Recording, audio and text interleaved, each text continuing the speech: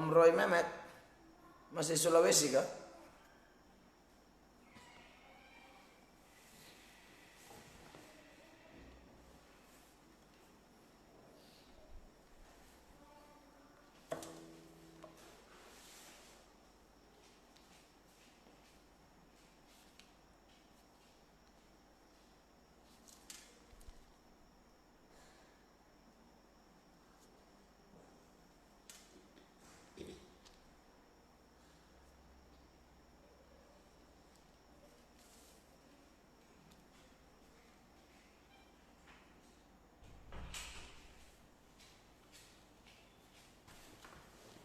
Shalom, selamat malam umat Tuhan. Senang bisa berjumpa kembali. Terima kasih buat yang sudah bergabung. Saya ingatkan, kalau tidak keberatan kita bisa share siaran ini, bagikan supaya orang lain juga diberkati.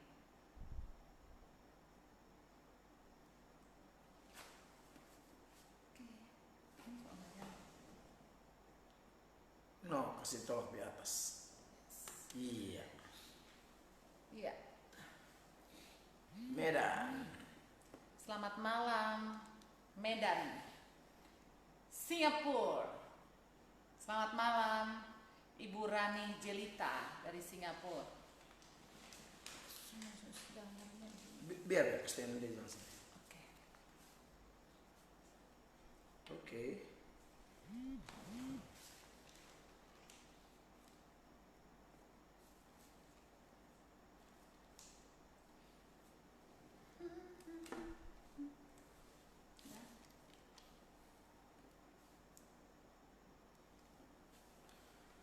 Salam saudara-saudara yang diberkati oleh Tuhan Yesus. Malam ini kita tidak ada di YouTube ya, semua fokus di Facebook saja karena di YouTube saya lagi posting tanggapan saya terhadap Ustadz Yahya Waloni yang mengatakan Kristen itu setan.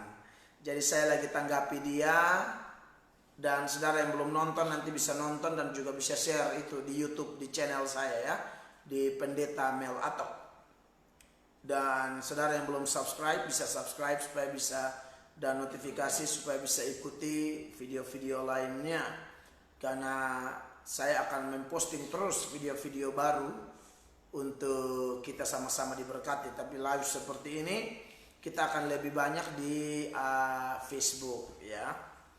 Apa namanya, buat kalau video saya yang baru-baru Yahya Waloni ini di YouTube, saya minta maaf itu suaranya agak noise karena saya biasa kalau tim yang bikin alat lengkap, tapi kadang-kadang saya pengen ada waktu saya suka video sendiri karena dapat berita, dapat video pendek, karena tim kami itu kerja kantor dan lain sebagainya. Jadi kadang-kadang saya suka buat video sendiri, dan khusus yang Yahya Waloni itu agak sedikit noise-nya tinggi sekali, tapi tidak apa-apa, pasti tetap bisa jadi berkat bagi orang lain.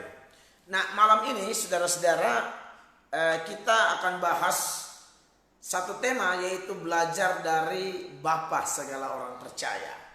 Siapa namanya? Dialah Bapa Abraham ya, Bapa segala orang percaya. Dan kita berharap bahwa pembahasan ini akan memberkati kita semua ya. Ibu Gembala, silakan pujian apa yang akan kita angkat dan kemudian menjadi berkat bagi semua saudara. Kita menyembah Tuhan dulu ya. Iya. Kita akan sama-sama menyanyi lagu judul Taman Tuhan. Saya secara pribadi diberkati, dikuatkan melalui lagu ini, karena saya percaya bahwa hidup kita kadang naik, kadang turun. Betul. Tuhan atur sedemikian rupa, tapi ujung-ujung pasti indah, seperti Taman Tuhan. Ini gambaran dari lagu ini, dan kiranya pujian ini boleh memberkati setiap kita. Kami memuliakan nama-Mu, kami Terima memuji-Mu, kasih Tuhan. segala yang bernafas Engkau memuji-Mu. Allah kami, Engkau Allah yang dahsyat, Engkau Tuhan kami, Engkau Allah yang hebat. pemilik hidup kami. Tuhan, ampuni dosa kami semua, layakan kami supaya acara malam ini berkenan kepadamu. Terima kasih Tuhan, ampuni dosa kami, layakkan kami. Segala kemuliaan bagimu. Terima kasih Tuhan. Segala yang bernafas memuji-Mu. Haleluya. Terima kasih Tuhan. Terima kasih Tuhan. Kita sama-sama katakan, di saat ku berbeban berat. Di saat ku berbeban berat, Ingat ku punya Engkau Tuhan. ku ingat ku punya Kau Tuhan. Katakan, hanya Engkau yang paling peduli. Hanya Kau yang paling peduli. Keadaan yang ku alami. Katakan, Terima di kasih, saat Tuhan. ku hilang harapan. Di saat ku hilang harapan, Kami mau terus berlari kepadamu Tuhan. Ku berlari padamu Tuhan. terima kasih. Satu Haleluya. hal yang pasti, hanya Kau yang paling mengerti jalan keluarku yang sama-sama nyanyikan. Seperti tanganmu berkuasa, Mengubahkan padang gurun menjadi taman Tuhan. haleluya. Ku percaya Kau sanggup pulihkan kehidupanku seindah rencanamu yang sempurna. Terima kasih Tuhan. Kita ulangi pujian ini dari awal. Di saat berbeban berat, Di saat ku berbeban berat, ku ingat ku ingat Kau. ku punya Kau Sebab Tuhan. hanya Engkau yang paling peduli. Hanya Kau yang paling peduli. Keadaan yang ku alami. Di saat ku hilang harapan, Di saat ku hilang kami harapan, mau terus berlari kepadamu. Ku berlari padamu Tuhan. Tuhan Yesus. Katakan, hanya Engkau yang paling mengerti. Hanya Kau yang paling mengerti. Jalan keluar yang pasti. Jalan keluarku yang pasti seperti tanganmu berkuasa. mengubahkan Terima kasih. padang gurun menjadi taman Tuhan. Ku percaya Kau sanggup Terima kasih. pulihkan kehidupanku seindah rencanaku yang sempurna. Lebih dahsyat lagi. Seperti tanganmu berkuasa mengubahkan padang gurun menjadi taman yang percaya. Katakan, ku percaya Kau sanggup pulihkan Amin. kehidupanku seindah rencanamu yang sempurna. Katakan, seindah rencanamu yang sempurna. Sekali lagi, rencanamu yang sempurna. Terima kasih. Kami kagum kepadamu Tuhan. Engkau Allah yang luar biasa. Rencanamu. Terima kasih Tuhan. Sering ku tak mengerti jalan-jalan-Mu Tuhan, bagai di belantara yang kelam. Tanpa sering ku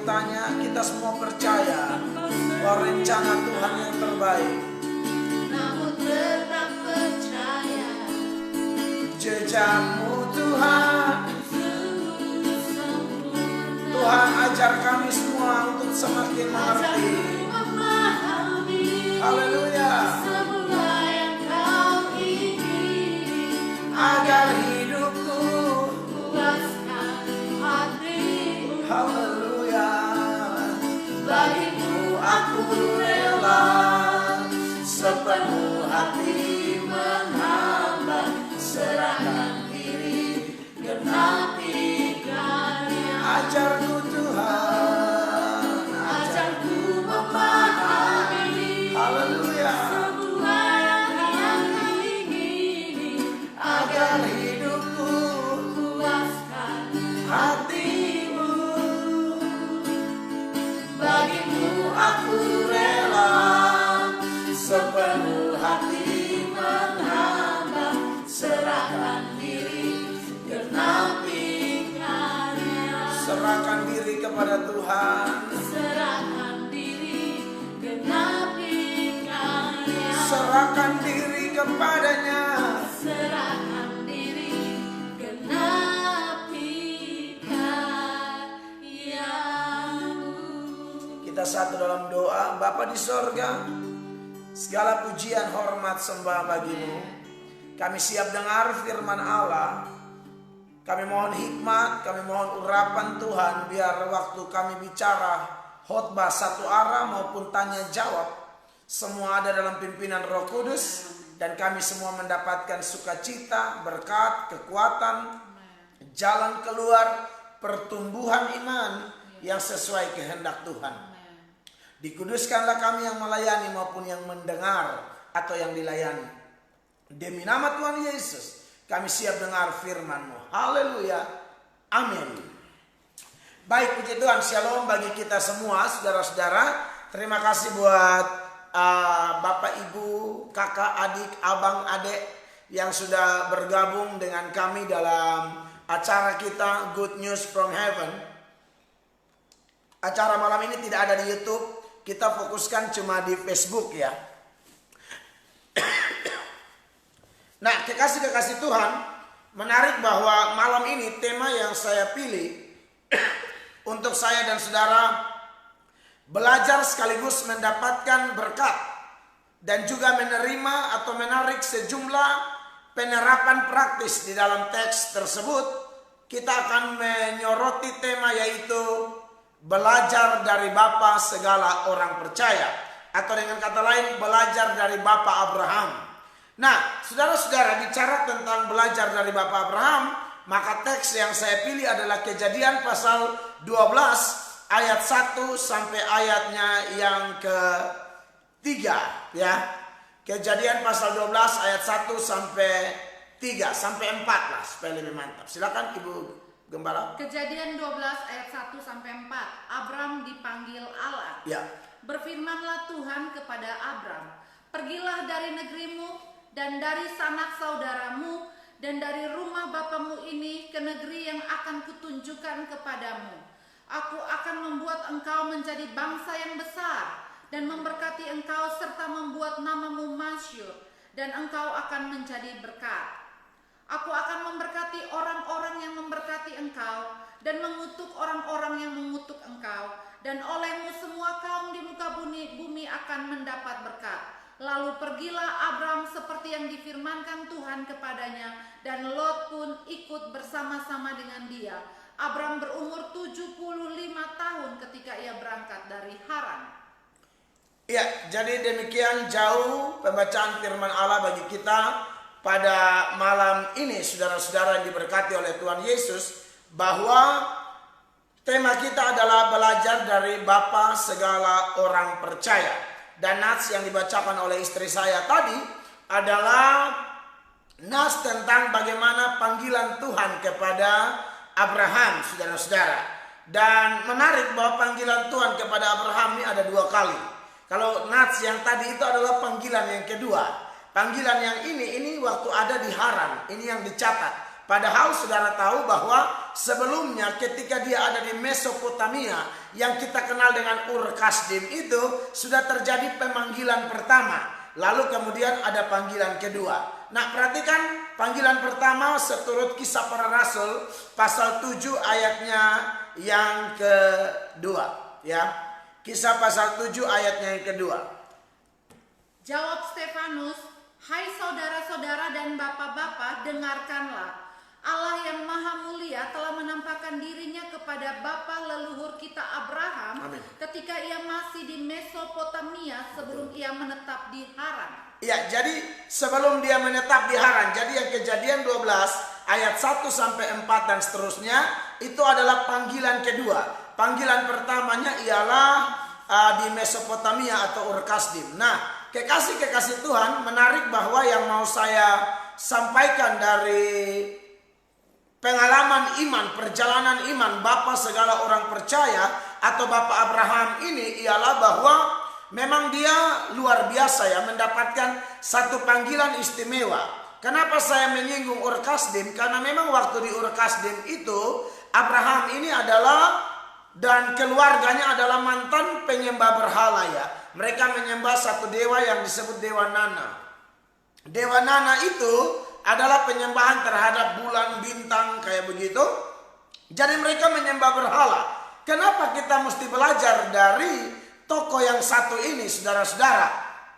Ini mengingatkan Anda dan saya tentang doktrin mendasar dari orang Kristen berkaitan dengan bagaimana seorang diselamatkan, bagaimana seorang dilahir barukan, bagaimana seorang bisa beriman, bagaimana seorang bisa mengalami perubahan-perubahan hidup. Kristen mempercayai justification by faith, pembenaran hanya karena iman. Bahkan saudara-saudara, jauh sebelum Abraham, misalnya kita belajar tentang Nuh, ayat yang paling menonjol dari Nuh adalah Kejadian 6 ayatnya yang ke-9. Kejadian 6 ayatnya yang ke-9 mencatat bahwa Nuh itu adalah orang yang dibedakan atau dia tampil beda dengan orang-orang sezamannya, saudara-saudara. Dan dia dapat keistimewaan, dikhususkan, dan dia dan keluargalah yang diselamatkan oleh Tuhan dari air bah. Ya, perhatikan saudara-saudara, Kejadian pasalnya yang ke-6 ayat 9. Inilah riwayat Nuh. Nuh adalah seorang yang benar dan tidak bercela di antara orang-orang sesamanya. Ya. Dan Nuh hidup bergaul dengan Allah. Nah, saudara-saudara, seringkali kalau kita baca tentang Nuh, kita hanya lihat dari ayatnya yang ke-9. Padahal kalau mau baca ayat 9, harusnya ayat 8 dulu. Ayat 8-nya bilang apa? Perhatikan saudara-saudara. Tetapi Nuh mendapat kasih karunia di mata Tuhan. Tetapi Nuh mendapat kasih karunia di mata Tuhan. Jadi mau Abraham kah, Nuh kah, Henok kah, semua mereka itu saudara-saudara mengalami yang namanya justification by faith, pembenaran karena iman, saudara-saudara. Bukan karena mereka memang pada dasarnya saleh, baik, atau mereka mendapatkan kesempatan mengalami hal-hal luar biasa karena memang mereka mendapatkannya dengan kekuatan diri sendiri. Tidak.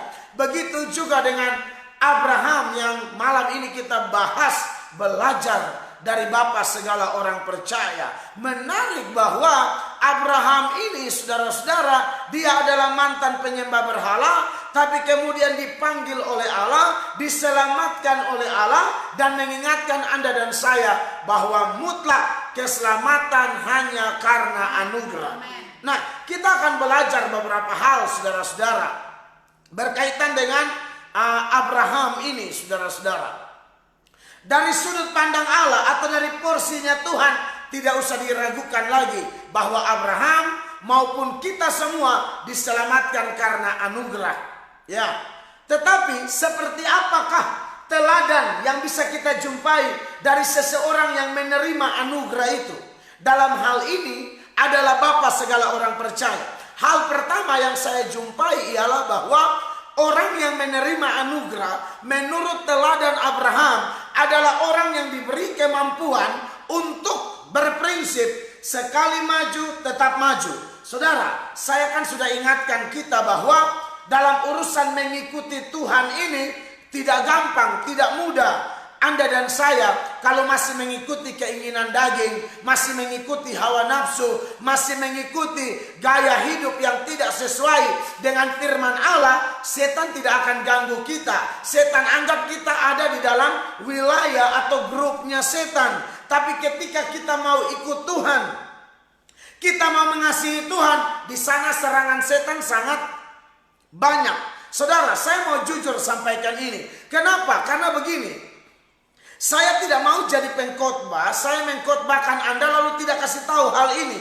Ini bahaya, karena banyak orang setelah ikut Tuhan, ada tantangan, ada persoalan, dia protes sama pendetanya. Dia bilang, kata Bapak, ikut Tuhan jadi kepala bukan ekor. Tambah naik, tidak turun, selalu diberkati, diberkati, diberkati. Karena ada pendeta tertentu yang mengkhotbahkan setiap minggu, ayat-ayatnya cuma berkat, berkat. Waktu tidur pun diberkati. Kita orang-orang pilihan, kita anak-anak kerajaan, bla bla bla. Saudara, itu semua juga kebenaran. Tapi kalau hanya soroti berkat, berkat, berkat, kemenangan, kemenangan, kemenangan, from glory to glory, dari kemuliaan kepada kemuliaan, sekalipun ini tidak salah, tapi kalau tidak menyampaikan kejujuran seperti yang saya sampaikan malam ini, bahwa anak Tuhan dapat serangan setan, maka penyampaian yang menyebutkan hanya berkat-berkat itu namanya setengah benar. Makanya ada orang yang protes. Karena apa? Kita tidak menyaksikan seluruhnya. Saudara, berkat itu pasti. Bahkan dalam pembahasan malam ini, saya sedang bicara tentang seseorang yang dalam nats pembuka tadi, Tuhan janji, melalui engkau semua bangsa diberkati, namamu akan masyhur, orang yang mengutuk engkau dikutuk, orang yang memberkati engkau diberkati. Berarti memang berkat. Tapi kata siapa orang-orang diberkati itu, atau orang-orang dipilih itu, perjalanannya mulus-mulus? Ingat, yang dibacakan tadi adalah panggilan kedua. Panggilan pertama, saudara-saudara, ketika dipanggil dari Ur Kasdim. Dan menurut penelitian para arkeolog, para penafsir menemukan bahwa di zaman Abraham, mereka itu sudah orang mampu, orang kaya, orang berpendidikan. Disinyalir rumahnya Abraham itu rumah tingkat. Berarti secara ekonomi zaman itu mereka orang mampu, saudara-saudara. Tapi gara-gara panggilan Allah, tinggalkan keluarga, tinggalkan segala sesuatu, tinggalkan tanah, harta dan lain sebagainya, Abraham pindah. Dan dalam perjalanannya papanya meninggal. Yang tadi dibacakan oleh istri saya, Kejadian 12 ayat 1 sampai 3. Akhir dari Kejadian 11, perhatikan Kejadian 11 yang paling terakhir, ayat 31 32 lah, ada data tentang kematian dari Terah, papanya Abraham. Perhatikan. Kejadian 11 ayat 31-32. Lalu Terah membawa Abram anaknya serta cucunya Lot, yaitu anak Haran, dan Sarai menantunya, istri Abram anaknya. Ia berangkat bersama-sama dengan mereka dari Ur Kasdim untuk pergi ke tanah Kanaan. Lalu sampailah mereka di Haran dan menetap di sana. Umur Terah ada 205 tahun. Lalu ia mati di Haran. Iya, waktu dia meninggal di Haran, sepertinya memang panggilan Tuhan kepada Abram ini dari tanah Ur Kasdim sampai di Haran. Di Haran pun dia sudah dapat tanah, dia sudah ada famili, dia sudah ada keluarga. Makanya di Kejadian 12 ayat 1 itu panggilan yang kedua juga bilang begitu. Tinggalkan sanak saudaramu, tinggalkan keluargamu. Anda lihat, dalam panggilan Abraham ada duka, papanya meninggal. Dalam panggilan Abraham bukan hanya ada duka. Ingat saudara-saudara, kadang-kadang yang menghambat orang ikut Tuhan bukan hanya gara-gara ada tantangan, ada masalah. Bukan, kadang-kadang gara-gara berkat, gara-gara zona nyaman. Saking nyamannya, orang tidak mau bergerak keluar dari zona nyaman itu. Dia pikir ini sudah, kalau berkat Tuhan berarti nyaman terus, nyaman terus, nyaman terus. Anda ingat Elia ya, Tuhan pakai dia untuk berkhotbah karena Ahab telah berbuat dosa, menyembah Baal bersama istrinya Isabel, dan mereka menularkan kebiasaan buruk itu kepada bangsa Israel. Lalu Tuhan mengutus Elia untuk mengkhotbahkan apa? Penghukuman. Makanya saya bilang, berkhotbah bukan hanya berkat. Elia khotbah menyatakan apa? Hukuman. Tidak akan ada hujan 3,5 tahun. Itu hukuman, saudara-saudara. Dan itu pemberitaan. Maka menurut saya dari semua data-data itu, kami pendeta-pendeta harus belajar untuk mengkhotbahkan sesuatu yang jujur, mengkhotbahkan sesuatu yang benar, mengkhotbahkan sesuatu yang alkitabiah, bukan kita sesuka hati, harus jujur. Makanya kami jujur memberitakan firman Allah. Ikut Tuhan itu ada suka, ada duka, ada enak, ada tidak enaknya. Oleh karena itu, kekasih-kekasih Tuhan, malam ini saya menyampaikan apa adanya kepada saudara. Waktu Elia menyampaikan itu, apa yang terjadi? Yang terjadi ialah bahwa semua kena hukuman, Elia juga kena dampaknya.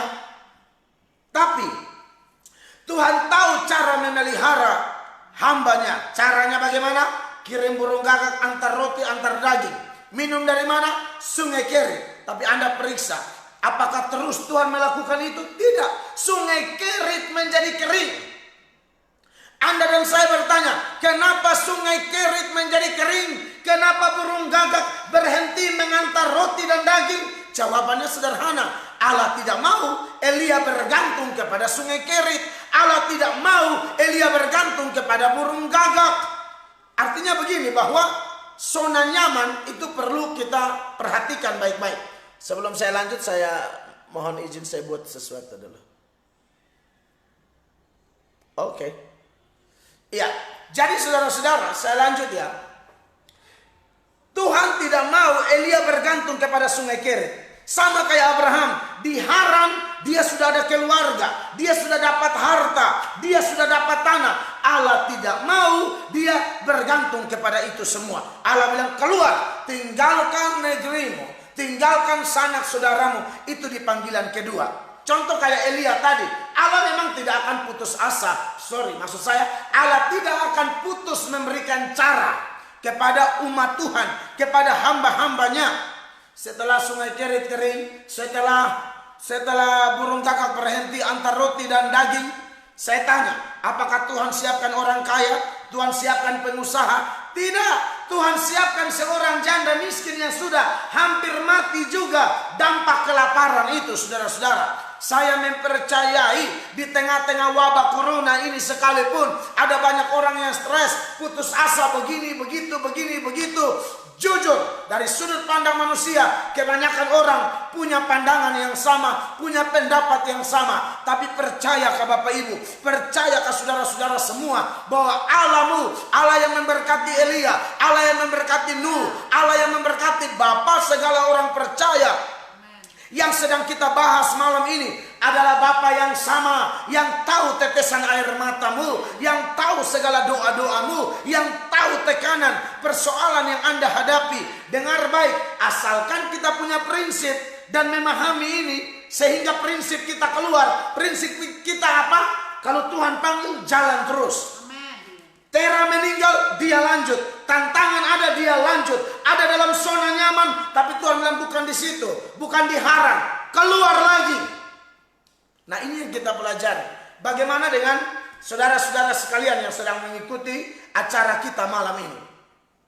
Saya tidak tahu, pernahkah Anda mendapatkan panggilan dari Tuhan?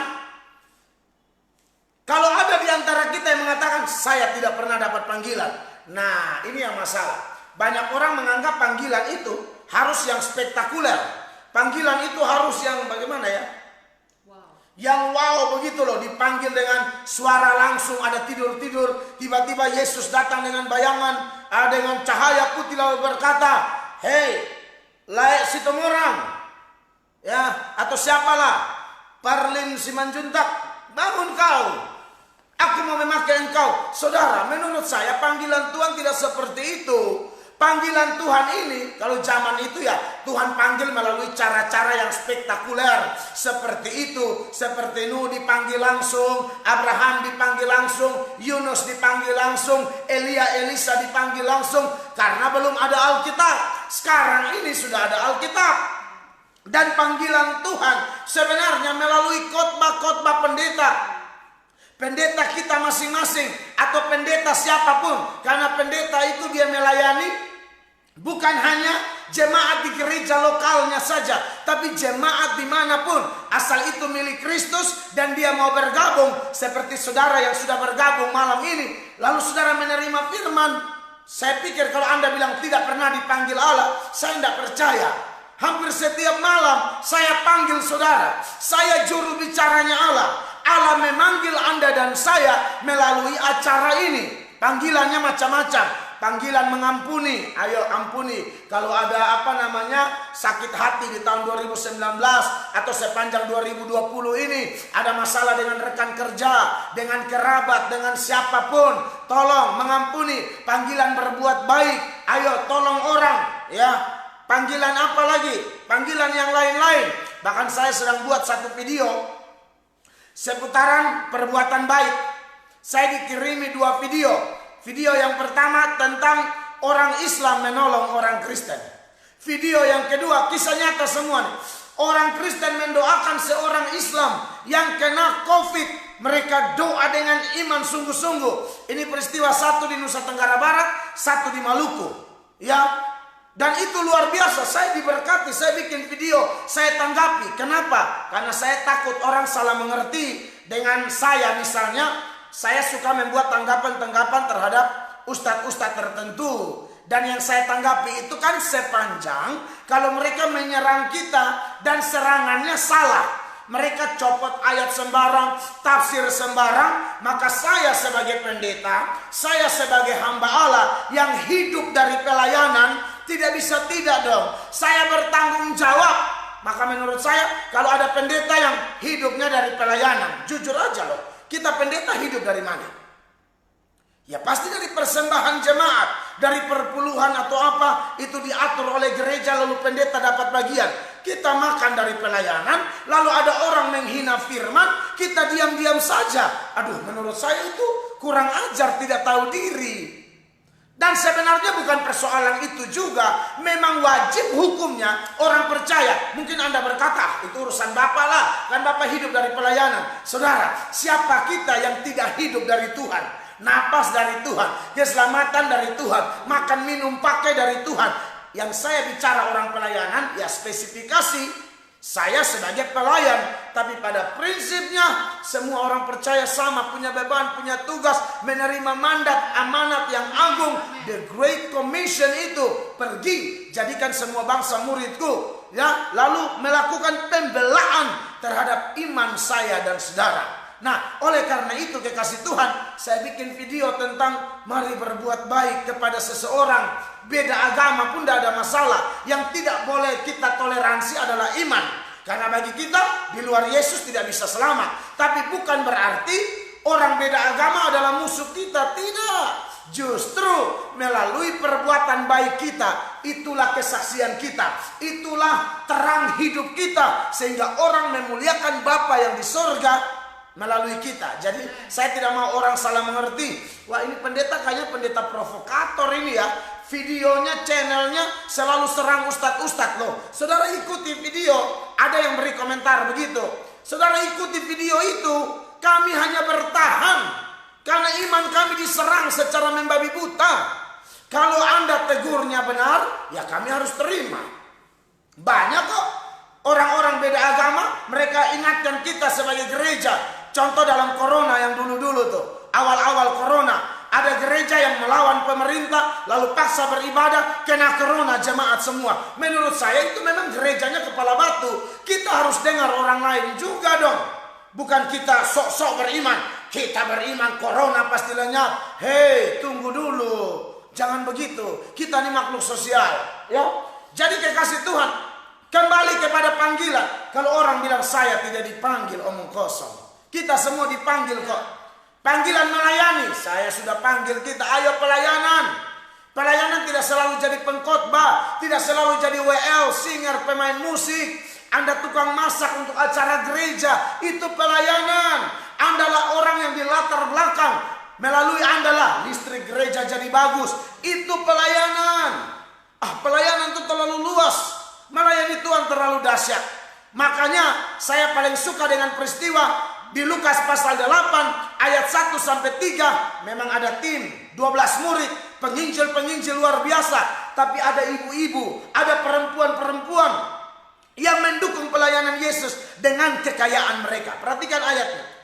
Lukas 8 ayat 1 sampai 3. Ya. Tidak lama sesudah itu Yesus berjalan berkeliling dari kota ke kota dan dari desa ke desa memberitakan Injil kerajaan Allah.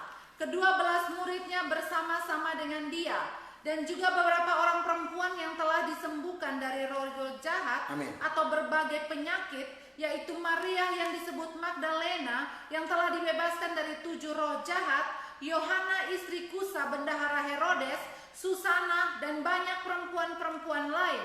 Perempuan-perempuan itu melayani rombongan itu dengan kekayaan mereka. Garis bawahi, perempuan-perempuan itu melayani rombongan itu dengan kekayaan mereka. Zaman itu perempuan itu tidak boleh tampil di depan. Tapi apakah gara-gara tidak boleh tampil di depan lalu semangat mereka menjadi padam, ya, roh mereka menjadi padam? Tidak, ada cara lain.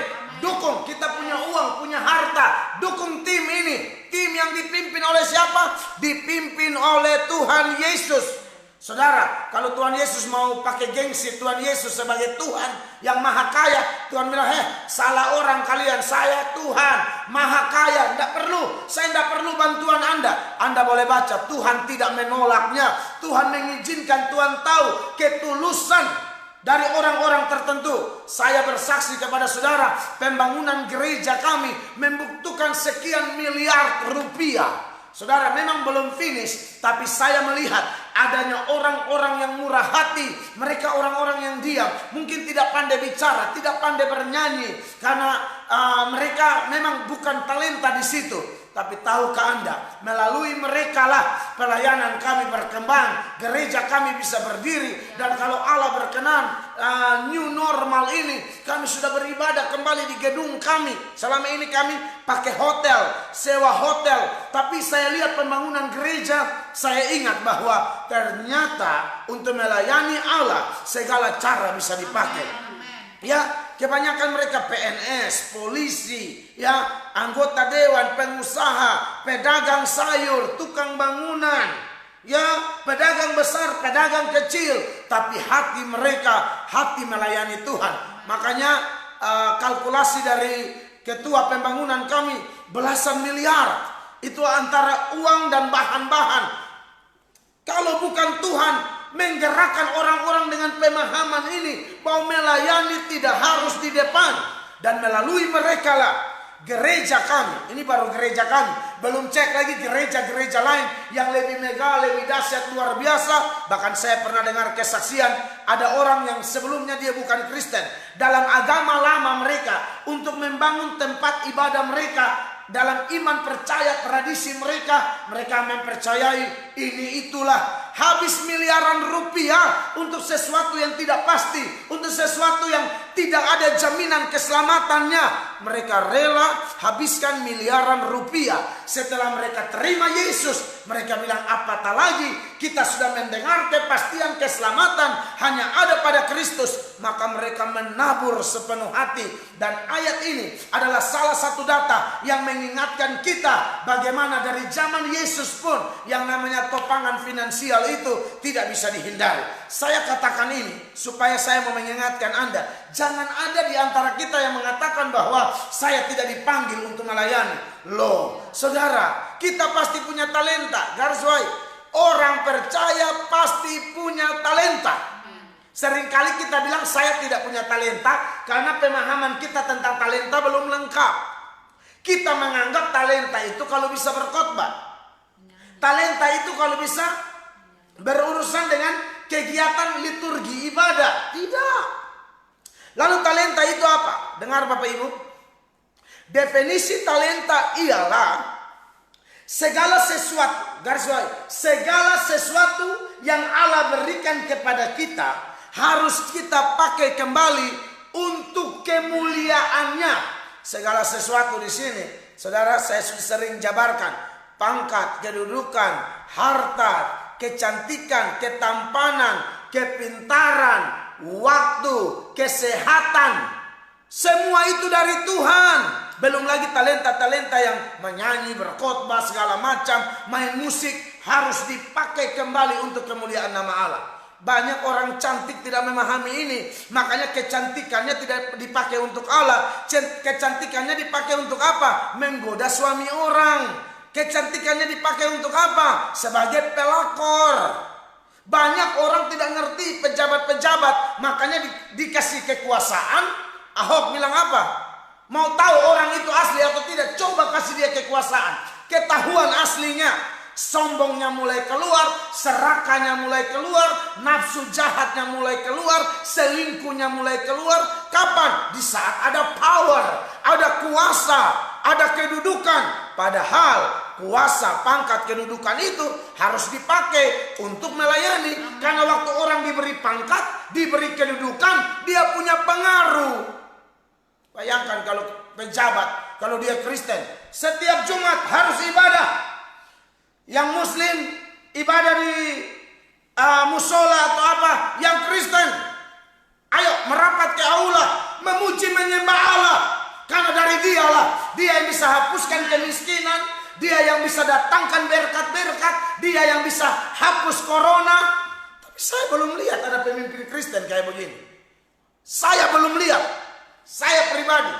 Kalau ada coba tunjukkan kepada saya, termasuk yang di NTT, di Kota Kupang. Ya, tapi kalau saya lihat Pak Wali Kota Kupang, saya rasa bisa. Ini orang andalkan Tuhan. Yang lain-lain saya belum lihat. Saya sebagai rohaniawan, saya menilai. Oleh karena itu, ayolah kita pakai ini kuasa untuk apa? Ajak orang datang kepada Allah, melayani Tuhan. Ini yang orang tidak paham. Jadi saudara-saudara, Anda dan saya yang sudah mendapatkan panggilan Allah, panggilan dan sudah diberikan talenta-talenta tersebut, tolonglah kita pakai sebaik-baiknya untuk kemuliaan nama Tuhan. Yang berikut, selain dia mempunyai prinsip, sekali maju tetap maju, Abraham ini adalah orang yang taat. Ini kelihatan ya di ayat 4 tadi, setelah dipanggil dengan sejumlah jaminan berkat-berkat Tuhan. Saudara, untuk selamat itu anugerah. Untuk mendapatkan janji-janji Allah, Anda harus punya prinsip, maju terus dan ingat, taat. Dalam hal taat ini saya mau bahas sesuatu yang penting. Perhatikan ayat 4. Kejadian 12 tadi ayat yang keempat. Lalu pergilah Abram seperti yang difirmankan Tuhan kepadanya, dan Lot pun ikut bersama-sama dengan dia. Abram berumur 75 tahun ketika ia berangkat dari Haran. Saudara, bicara tentang taat ini saya suka kalau dalam bahasa Indonesia. Taat itu mau baca dari muka, baca dari belakang sama. Taat. Artinya taat itu harga mati, saudara-saudara. Dan taatnya Abraham ini saya sering menyebut, ini bukan taat biasa. Ini taat beresiko. Gara-gara Tuhan tinggalkan harta. Gara-gara Tuhan tinggalkan keluarga. Anda masih ingat dong penantian Abraham selama 25 tahun, baru dia mendapatkan anak yang namanya Ishak. Setelah anak ini sudah diberikan kepada Abraham di masa tua. Saya perlu beri penekanan masa tua. Orang dapat anak di masa tua atau opung-opung, opa-opa yang dapat cucu, itu mereka sayang luar biasa. Ya. Nah, Abraham dapat anak di masa tua dan Tuhan minta anaknya. Anda bisa bayangkan itu. Tapi Abraham taat. Ini yang saya bilang taat beresiko, saudara-saudara. Dia benar-benar taat. Bagaimana dengan saya dan saudara bicara tentang ketaatan? Ya, anak-anak muda, sudahlah kita jangan buru-buru ngomong taat kepada Allah yang tidak kelihatan. Bagaimana ketaatanmu kepada orang tuamu? Sebab ini adalah salah satu kunci berkat. Kalau orang taat orang tua, hormat orang tua sebagai bentuk cinta kita kepada Allah, sekaligus cinta kita kepada orang tua kita, Anda orang-orang diberkati. Makanya dalam Efesus pasal 6 ayat 1 sampai ayatnya yang ketiga, saya ingatkan ayat ini supaya saudara yang mulai melupakan orang tuamu, entah engkau sudah kaya, sudah peluk suami, peluk istri, tidak pernah jenguk lagi papa mamamu, tolong saya pendeta ingatkan, tolong ingat orang tuamu. Ya, perhatikan. Efesus pasal 6 ayat 1 sampai 3. Ya. Hai anak-anak, taatilah orang tuamu di dalam Tuhan, karena haruslah demikian. Amin. Hormatilah ayahmu dan ibumu, Ini adalah suatu perintah yang penting, seperti yang nyata dari janji ini, supaya kamu berbahagia dan panjang umurmu di bumi. Iya, belum lagi yang kita yang warga negara atau yang pegawai PNS dan lain sebagainya, itu harus taat pemimpin, taat pemerintah. Ya, istri harus taat kepada suami. Tapi dalam hal taat ini tentu taat yang tidak mungkin kita bisa lawan hanya taat Tuhan. Tapi kalau taat yang namanya taat pemerintah, taat pendeta, apalagi taat suami, taat orang tua, ini semua harus kita filter ya. Kadang-kadang ada perintah-perintah dari orang atau kelompok yang diberi otoritas ini yang keluar dari aturan Tuhan. Dan itu tentu kita tidak boleh taat ya. Saya waktu ingat dulu saya bertobat, lalu bapak saya ini ada masalah. Dia suruh saya ambil parang, ya ambil golok, lalu bacok orang. Dulu saya sering melakukan itu. Tapi kan ini saya hamba Yesus sekarang. Saya ingat firman Allah bilang, jangan balas jahat dengan jahat, ampuni musuh. Lalu bapak bilang, kamu kalau memang laki-laki, ayo buktikan, bacok kayak begitu. Tapi saudara, saya tidak mau. Kenapa? Karena bagi saya ini tidak benar. Maka saya bilang sama papa saya, Bapak minta maaf, dalam hal ini saya tidak bisa taat. Saya mengasihi Bapak, tapi saya lebih mengasihi Tuhan Allah. Apa yang Bapak suruh ini tidak benar, tidak alkitabiah. Maksud saya, kita taat orang tua atau taat yang lain asal sesuai aturan. Ya, saya pernah ingat lagi, ini orang bersaksi dan aduh, saya akhirnya khotbah, saya tegur keras itu pejabat. Dia paksa orang punya istri harus tidur dengan dia. Jadi kalau dia mau jalan dinas begitu, dia sudah tunjuk harus bawa ibu itu. Nah, ibu ini tidak sadar. Ibu ini pikir ini ya jalan dinas. Lalu pergi nginap di hotel di Jawa sana. Kan ada hotel yang ada pintu koneknya. Nah, itu dia suruh ibu itu datang layani dia. Sampai ibu ini sujud menyembah di kaki pejabat kurang ajar ini untuk kasih ingat dia, Bapak jangan Bapak, saya punya suami, saya punya anak-anak. Lihat orang punya kuasa tapi kurang ajar seperti ini. Saya khotbah, saya hantam, harus hantam. Ini pejabat-pejabat yang minta mati cepat, ya.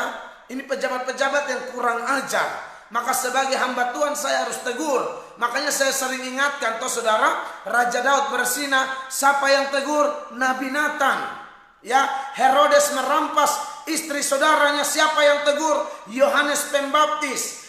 Ahab menyembah berhala, siapa yang tegur?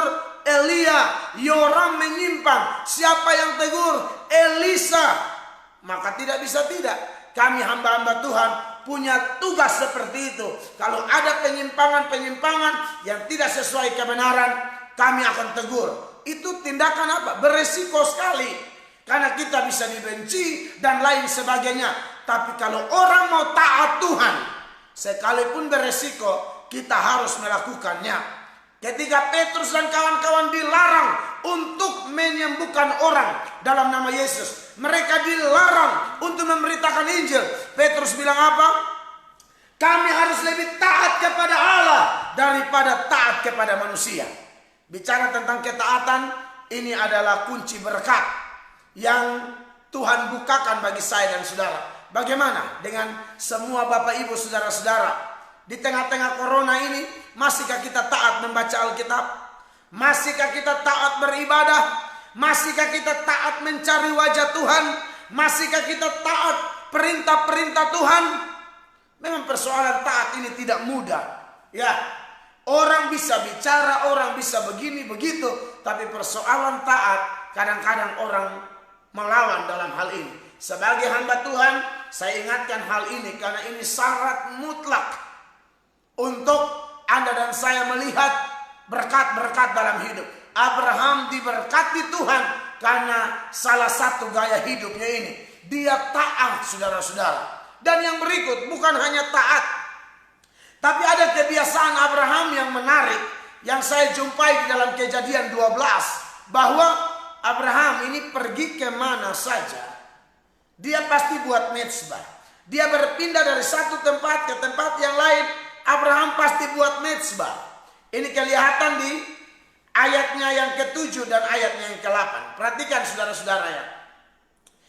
Ketika itu Tuhan menampakkan diri kepada Abraham dan berfirman, Aku akan memberikan negeri ini kepada keturunanmu, maka didirikannya di situ mezbah bagi Tuhan yang telah menampakkan diri kepadanya. Garis bawahi, mendirikan mezbah bagi Tuhan. Ayat 8. Kemudian ia pindah dari situ ke pegunungan di sebelah timur Betel. Ia memasang kemahnya dengan Betel di sebelah barat dan Ai di sebelah timur. Lalu ia mendirikan di situ mezbah bagi Tuhan dan memanggil nama Tuhan. Jadi Abraham ini selain punya prinsip, apapun masalahnya tetap maju, taatnya pun tetap taat walaupun taat beresiko. Dan Abraham selalu bikin mezbah. Orang bangun mezbah itu pasti mau ibadah dalam perjanjian lama. Oleh karena itu saudara-saudara, saya mengucap syukur berterima kasih kepada Tuhan buat setiap saudara yang selalu setia untuk mengikuti fellowship kita ini ya. Oke, kiranya poin-poin tadi memberkati. Nanti besok baru kita lanjut poin yang lain ya. Kita masuk dalam tanya jawab. Istri saya lagi ke kamar kecil ya. Jadi saya baca dulu beberapa pertanyaan. Oke. Set Siatu, jelaskan Lukas 12 ayat 15 ya. Coba Kak Yuyun, Lukas 12 ayat 15 dibacakan saja ayatnya. Kalau tidak salah tentang itu ya, ketamakan kalau tidak salah ya. Seingat saya sih tentang ketamakan itu ya. Lukas 12 ayat 15, silakan baca suara keras. Kalau berkaitan dengan ayat ini memang Tuhan menegur ya dengan keras tentang ketamakan. Silakan. Lukas 12 ayat 15, katanya lagi kepada mereka, berjaga-jagalah dan waspadalah terhadap segala ketamakan, Ya. sebab walaupun seorang berlimpah-limpah hartanya, hidupnya tidaklah tergantung daripada kekayaannya itu. Iya, sekalipun orang berlimpah-limpah harta kekayaannya, hidupnya tidak tergantung kepada harta kekayaan tersebut. Dan kemudian kalau saudara ikuti terus ayat-ayat itu, Tuhan mulai kasih perumpamaan tentang seorang kaya yang mendapatkan kekayaan dari kerja keras. Dia menggarap tanahnya sendiri, tapi hanya saja waktu dia menggarap tanah itu dia sudah buat planning bahwa kekayaannya ini akan bertahun-tahun lamanya. Tapi Tuhan bilang malam ini juga nyawamu diambil. Di situ ketahuan bahwa harta tidak ada kekuatannya. Dalam 1 Timotius 6 ayatnya yang ke-7 dikatakan bahwa kita datang tidak membawa apa-apa, kita kembali tidak membawa apa-apa. Ayub berkata, aku datang dengan telanjang, aku kembali pun dengan telanjang, saudara-saudara. Jadi kita lahir ini tidak bawa apa-apa. Nanti kita mati juga kita tidak bawa apa-apa. Jadi kalau ada orang yang merasa bahwa segala-galanya adalah harta, saya pikir itu keliru besar ya. Jadi itu yang ditegur oleh Tuhan, supaya kita kalau mau kaya, kaya dalam Tuhan. Tidak bergantung pada harta, tapi hartanya kita pakai untuk kepentingan sesama manusia, tentu untuk kepentingan diri kita juga, dan lebih daripada itu untuk kepentingan kerajaan Allah ya. Oke, sebelum saya masuk ke pertanyaan selanjutnya, saya mau lihat ini apa penyebabnya ini lampu mati hidup. Tunggu ya saudara-saudara ya, saya akan kembali. Membingungkan sekali ya barang-barang fana seperti ini. Oke, kita lanjut ya. Biarkan dia mati hidup, saya harap tidak mengganggu saudara ya. Kalau saya agak terganggu kan, gelap terang. Saya tidak tahu, saya kurang ngerti handphone soalnya. Agak gaptek dikit. Joel Koro, saya mau bertanya, apakah predestinasi dan free will dalam kekristenan bertolak belakang Bapak? Karena banyak orang yang tidak percaya melihat ini sebagai celah untuk menyerang kekristenan. Mohon pencerahan. apakah predestinasi dan free will itu tidak bertolak belakang? Jadi saudara Joel Koro, saya percaya tidak bertolak belakang. Hanya saja memang ada misteri. Sekali lagi, ada misteri dalam persoalan ini yang memang tidak bisa dipecahkan oleh siapapun. Dan ini yang paling tahu adalah Tuhan. Bahkan orang yang mengajarkan predestinasi, salah satu yang paling populer adalah John Calvin. Saya pernah membaca komentar John Calvin. John Calvin mengatakan nanti sampai di sorga baru kita tanya saja. Sebab di sisi lain, predestinasi itu kan punya pengertian segala sesuatu Tuhan sudah tetapkan. Segala sesuatu, sampai hal-hal yang remeh, hal-hal yang paling kecil sekalipun. Sampai Alkitab berkata, burung di udara, burung kecil itu, dia tidak mungkin jatuh ke bumi di luar izin Tuhan. Rambut di kepala pun jatuh tidak mungkin tanpa seizin Allah. Apatah lagi, ya, masalah kematian seseorang, ya, musibah yang dia hadapi, atau berkat yang dia hadapi, semua terjadi atas seizin Allah. Diberkatilah orang-orang yang memahami itu. Kalau orang memahami sih syukur. Misalnya si Yusuf. Yusuf memahami itu. Makanya ketika dia mengalami kesusahan yang luar biasa, dia tidak mempersalahkan Allah. Contohnya dalam Kejadian pasalnya yang ke 45, mulai ayatnya yang ke-5. Yusuf adalah seseorang yang sangat mengerti predestinasi itu, ya. Rancangan Allah luar biasa. Kejadian 45 ayat 5. Tetapi sekarang janganlah bersusah hati dan janganlah menyesali diri, karena kamu menjual aku ke sini, sebab untuk memelihara kehidupanlah Allah menyuruh aku mendahului kamu. Ayat 7 dan 8. 7. Maka Allah telah menyuruh aku mendahului kamu untuk menjamin kelanjutan keturunanmu di bumi ini. Amin. Dan untuk memelihara hidupmu sehingga sebagian besar daripadamu tertolong.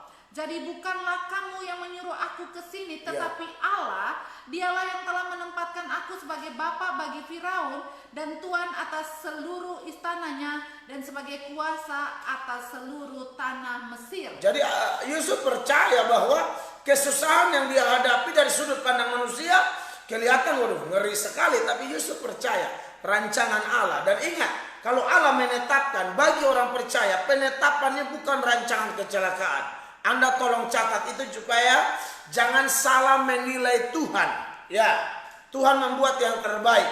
Saya contohkan ya, ketika orang percaya berdoa dalam Kisah Para Rasul pasal 4, mereka doa di dalam ayat 27 dan 28 dari Kisah 4. Mereka percaya kok Herodes, Pontius Pilatus, bangsa-bangsa, suku bangsa yang melawan Yesus semua ditentukan oleh Bapa.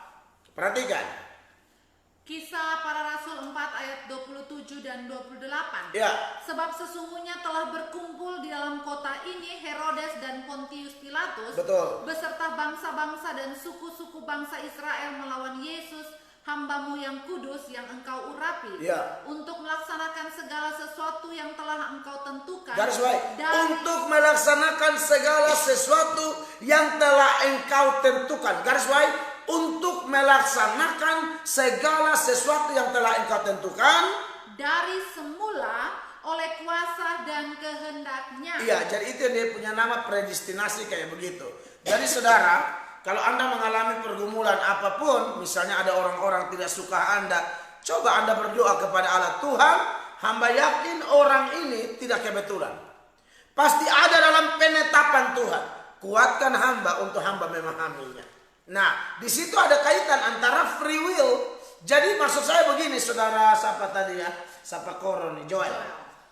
Kalau orang mengerti ini, dia tidak akan bingung. Justru dia tahu di sisi lain kehendak Allah, Tuhan sudah atur semua. Dan karena memahami itu, maka dia minta supaya kehidupannya, kebebasannya betul-betul dikendalikan oleh Tuhan, sehingga tidak menyalahkan Allah. Karena dia yakin sekalipun keadaannya pahit, orang-orang di sekitar dia menjengkelkan, tapi pasti mereka ditempatkan oleh Allah Dan Allah kalau tempatkan pasti ada rencana yang baik. Makanya Roma 8 ayat 28 mengatakan kita tahu sekarang bahwa Allah turut bekerja.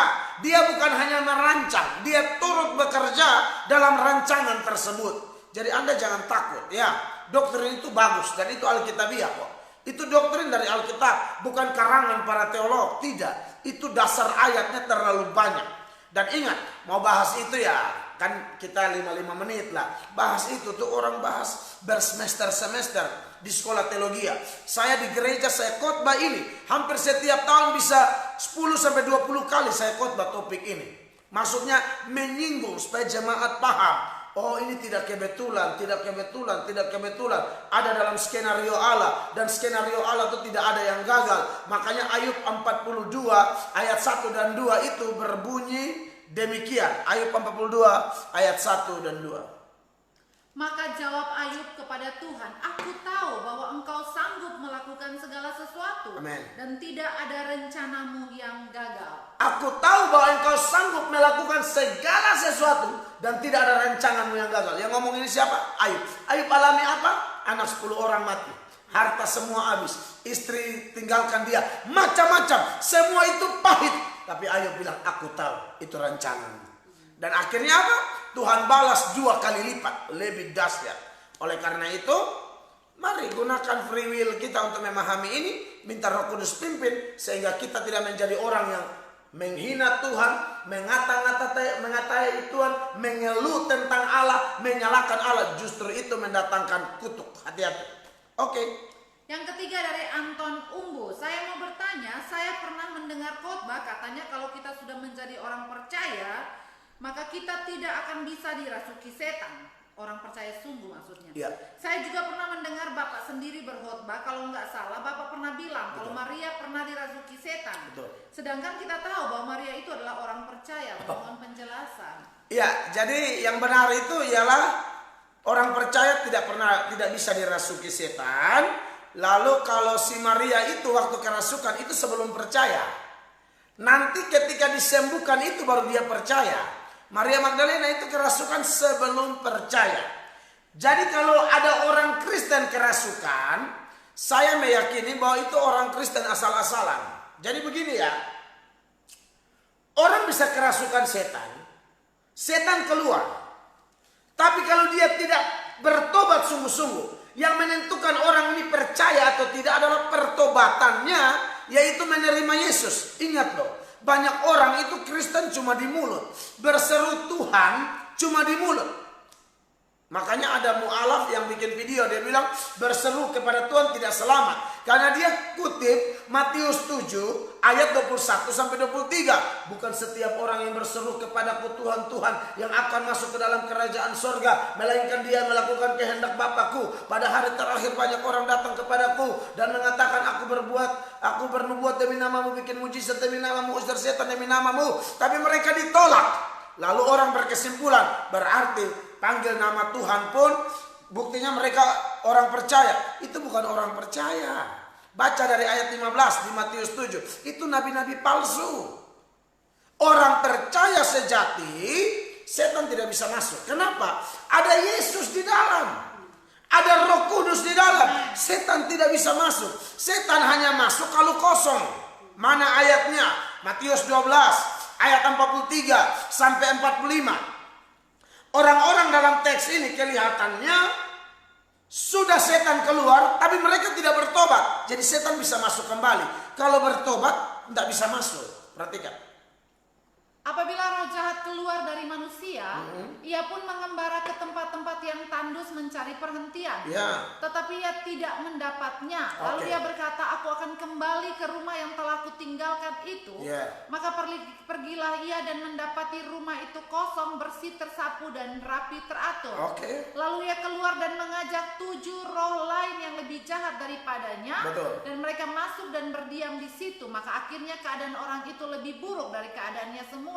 Demikian juga akan berlaku atas angkatan yang jahat ini. Iya, jadi kekasih Tuhan ini jelas ya, bahwa kenapa setannya balik padahal dulu sudah keluar. Dia rindu, dia kangen sama rumah itu.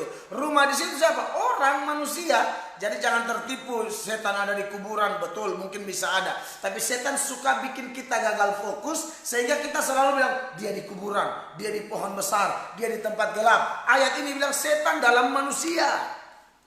Iya kan? Nah, sudah bebas tapi kosong.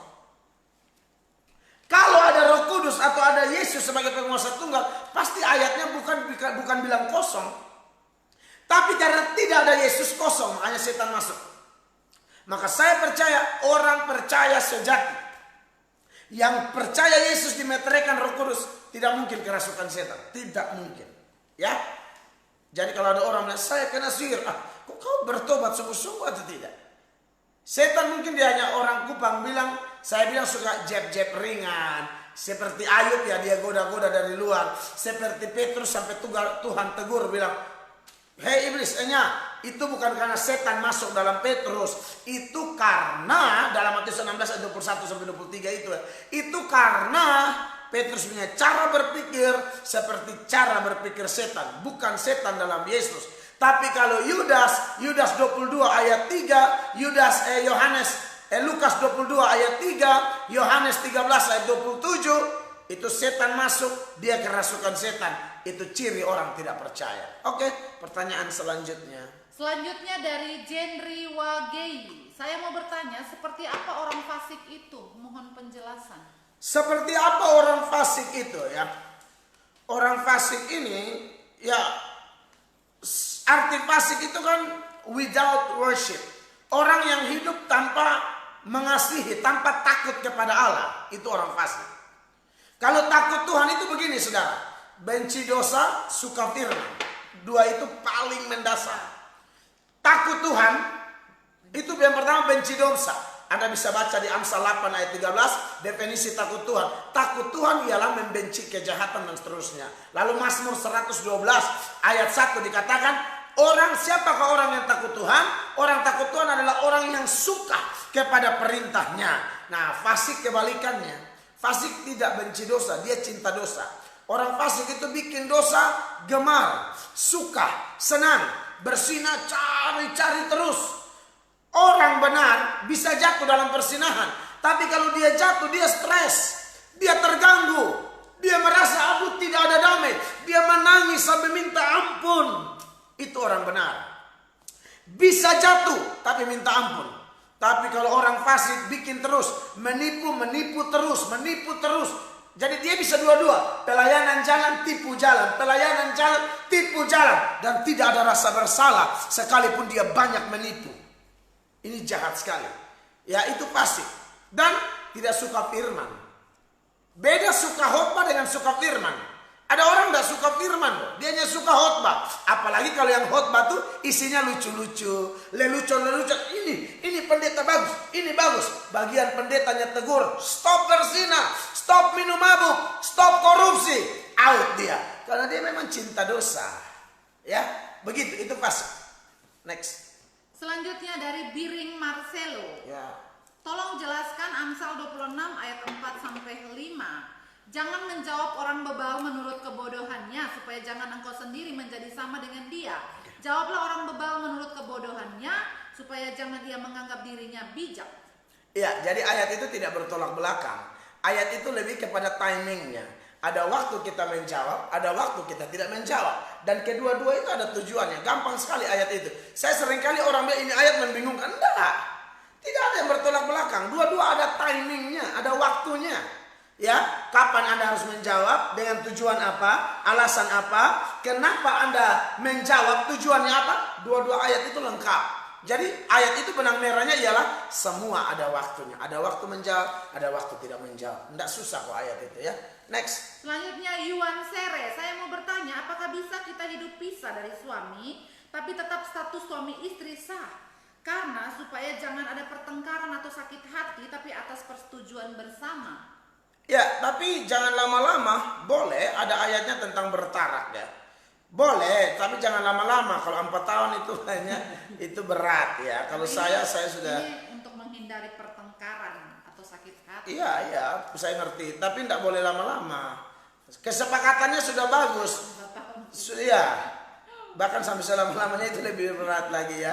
Yesus kembali marah kalian ya. 1 Korintus 7 ayat 5, janganlah kamu saling menjauhi kecuali dengan persetujuan bersama untuk sementara waktu ya. Dan itu pun ada tujuan supaya kamu mendapat kesempatan untuk berdoa ya. Kalau ini kelihatan untuk introspeksi diri kali ya. Sesudah itu hendaklah kamu kembali hidup bersama-sama supaya iblis jangan menggodai kamu karena kamu tidak tahan bertarak gitu. Saya pernah istri saya mau menjauh dari saya dan saya tidak menyaut karena saya tahu itu berbahaya. Saya tahu beliau lagi marah, saya tidak nyaut. Saya nggak bilang ya sudah terserah, tidak mau saya karena saya tahu nanti baik juga kok. Saya tahu kebenaran ini namanya. Istri juga manusia, dia lagi marah. Itu awal-awal pernikahan kami. Beliau bilang, saya tinggal di Sabu, pisau listrik mati. Dan saya pergi ke Sabu, lalu bapak di sini kan untung di saya dong sebenarnya, tapi tidak bisa. Saya ini sudah menikah. Kalau saya kayak dulu, aduh, sebelum minta saya sudah suruh pergi ya. Tapi ini menikah, mana mungkin? Saya takut Tuhan. Saya tidak berani ngomong. Saya bujuk-bujuk, aman, baik, selesai. Jadi dalam hal ini menurut saya gini, Ibu Yuan Sere ya, kita menikah tuh harus kasih mati gengsi ya. Kalau hanya pakai, saya ini turunan gila ya, bapak gila, mama gila, semua gila. Saya adalah kumpulan dari semua gila tersebut menghasilkan gelombang gila yang besar. Jadi saya ini adalah turunan tsunami gila. Nah menurut saya ya ini apa yang mau dipertahankan dari gengsi gede-gedean kayak gini? Orang berumah tangga kok kayak begitu. Saya masih muda loh. Istri saya sangat tahu kerasnya saya seperti apa. Tapi kalau sudah urusan firman Allah, kayak tadi hukum, jangan bertarak. Siapa mau jauh-jauh? Nggak mau saya. Kecuali kalau saya pergi pelayanan ya. Saya kalau pergi ke Amerika misalnya, itu bisa 3 minggu. Ya, jadwal yang kemarin malahan bisa 4 minggu. Tapi karena corona saya tidak jadi pergi. Itu sudah sepakat bersama gitu ya. Dan itu video call, komunikasi lancar gitu. Karena memang waktu Tuhan saya dinubuatkan akan khotbah di bangsa-bangsa. Dan Allah sudah genapi, istri saya ngerti. Jangan melawan, ini masalahnya Tuhan Allah. Makanya kalau kadang-kadang saya masih jaga perasaan. Saya tanya, gimana mak, saya terima atau tidak? Terima aja pak, terima, oke. Ini deal-dealan gitu loh. Kita udah menikah bukan semau gue. Tiba-tiba angkat mobil jalan kemana, istri telepon di mana? Amerika. Iya kan? Maksudnya Ame Tante Rika dan Rote ke Kupang ya, Amerika. Oke, silakan. Selanjutnya Lando Sinago. Saya mau bertanya, berkenan dengan sunat yang ada tertulis di Alkitab, tapi hampir tidak dianjurkan dan dilaksanakan dalam agama Kristen. Iya. Itu aja. Iya, jadi gini, sunat dalam agama Kristen itu adalah sudah dibatalkan ya, karena hukum sunat itu adalah ceremonial law, hukum tata cara. Waktu Yesus mati di Golgota, hukum ini dibatalkan. Seturut Efesus 2 ayat 15a yang berbunyi dengan matinya sebagai manusia, ia telah membatalkan segala hukum Taurat dengan segala ketentuan dan perintahnya. Nah, di dalamnya ada sunat. Makanya ketika orang di Galatia sempat dimasuki oleh pemahaman yang demikian, maka dalam Galatia 5 ayat 1 dan 2 itu Paulus marah keras kepada mereka seputaran sunat. Perhatikan ayatnya. Supaya kita sungguh-sungguh merdeka, Kristus telah memerdekakan kita. Betul. Karena itu berdirilah teguh dan jangan mau lagi dikenakan kuk perhambaan. Sesungguhnya aku, Paulus, berkata kepadamu, jikalau kamu menyunatkan dirimu, Kristus sama sekali tidak akan berguna bagimu. Iya, kenapa? Karena Yesus sudah mati, gara-gara itu kau kembali lagi. Tetapi saya perlu penekanan, Kristen tetap masih bisa boleh sunat, tapi dengan pemahaman sunat untuk kesehatan. Bukan sunat karena melakukan Taurat atau mendapatkan selamat. Karena sunat itu kan tanda menjadi umat Allah. Kalau di zaman perjanjian lama. Nah, kita menjadi umat Allah bukan sunat, percaya Yesus. Makanya ada istilah sunat hati, sunat telinga. Maksudnya hati dan telingamu seorang murid, seorang hamba. Ngapain sunat lahiriah tapi tidak bertobat, tetap masuk neraka. Karena itu hanya simbol dan penggenapannya dalam Yesus gitu loh. Jadi sunat tetap boleh, tapi dengan alasan kesehatan. Silakan. Bukan alasan iman. Begitu ya. Silakan. Selanjutnya Carlito Christopher, bosku. Saya mau bertanya, apakah pengajaran dari Nikolaus dalam Wahyu 2 ayat 6 tetapi ini yang ada padamu, yaitu engkau membenci segala perbuatan pengikut-pengikut Nikolaus yang juga kubenci. Iya, jadi itu memang ajaran sesat ya. Nikolaus ini ajaran sesat, tafsirannya sangat luas, tapi intinya bahwa pengajaran Nikolaus ini pengajaran yang tidak cocok dengan ajaran yang diberikan Yesus kepada murid-murid ya.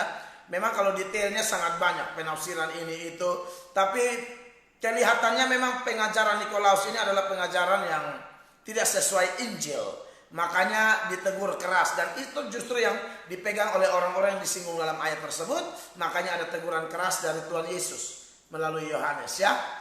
Detailnya terlalu panjang saudara-saudara. Kita harus baca buku tafsiran ini itu, dan itu sangat memakan waktu ya.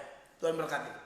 Selanjutnya Soleman Lomo, saya mau bertanya, kalau di sekolah STT itu kan ada pelajaran atau mata kuliah filsafat Kristen. Ya. Apakah ada kaitannya dengan ayat dari Kolose 2 ayat 8 atau tidak? Hati-hatilah supaya jangan ada yang menawan kamu dengan filsafatnya yang kosong dan palsu menurut ajaran turun-temurun dan roh-roh dunia, tetapi tidak menuruti Kristus. Iya, jadi jelas beda ya. Ini kan filsafat kosong. Yang di sekolah teologi filsafat Kristen.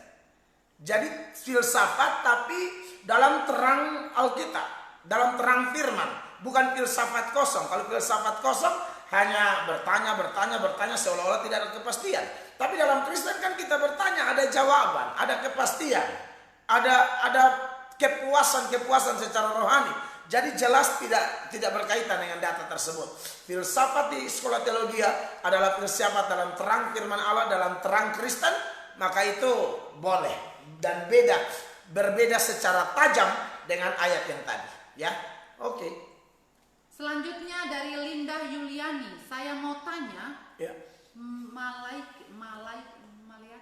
Maliaki kali. Kenapa? Maliaki 2 ayat 15, apakah anak hasil selingkuh itu masuk dalam keturunan ilahi? Lalu bagaimana istri sah menanggapi anak-anak selingkuhan menurut Alkitab? Bagaimana istri sah menanggapi anak-anak selingkuhan menurut Alkitab?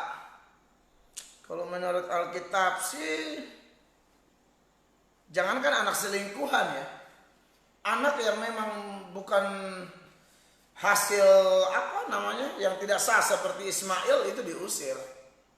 Tapi kemudian ya Tuhan terima juga. Jadi sikapnya ya memang kalau Anda punya hati rasa tidak bisa tinggal sama-sama, lebih baik jangan sama-sama, tapi tanpa membenci loh.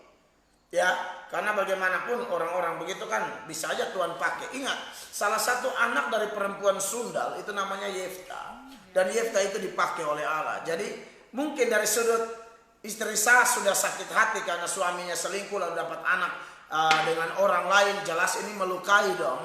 Tapi bagaimanapun Kristen kan disuruh untuk mengampuni. Dan mengampuni ini kan tidak mudah. Betul-betul mesti penyerahan total kepada pimpinan dan kepenuhan Roh Kudus, baru orang bisa mempraktekannya dengan benar. Oleh karena itu, untuk antisipasi yang begitu-begitu sambil kita mengalami pertumbuhan, salah satu yang menurut saya tidak salah adalah ya jangan tinggal sama-sama, itu bisa bahaya, bisa bunuh-bunuhan itu. Kalau bukan ibu yang bunuh dia, jangan-jangan dia yang bunuh ibu. Karena bisa jadi dia didoktrin oleh mamanya yang sudah dasarnya pelakor itu. Ingat ya, kau rampas hartanya. Kau tikam mama itu ya, pas dia tidur hantam di sini. Kan bisa aja. Mendingan jangan sama-sama, repot amat. Saya kalau yang aneh-aneh begini, saya tidak mau sama-sama.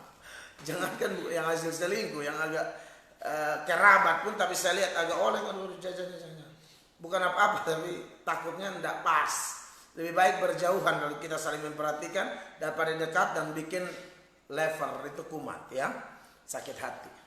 Oke. Selanjutnya Ertina Panjahitan, Ya. orang meninggal apakah langsung masuk surga atau neraka? Kalau ya, kan penghakiman belum ada Pak Pendeta. Bisakah kita memanggil nama mereka kalau kita ziarah ke makam mereka? Mohon penjelasan. Iya, ini pandangannya beda-beda ya, bahwa ada orang yang mempersoalkan ini ya. Saya sebelum jawab itu, saya jawab yang belakangan dahulu boleh ya. Bahwa kalau panggil nama orang mati itu jelas tidak boleh ya. Tidak boleh, maksudnya panggil mereka seolah-olah ajak komunikasi dengan mereka sudah pasti tidak boleh. Jadi jangan kita kemudian membiasakan ini karena tidak ada hubungan orang mati dan orang hidup ya. Contoh beberapa data. Saya tunjukkan dulu Mazmur 88 ya. Ayat 11, 12, 13. Silakan Ibu Gembala.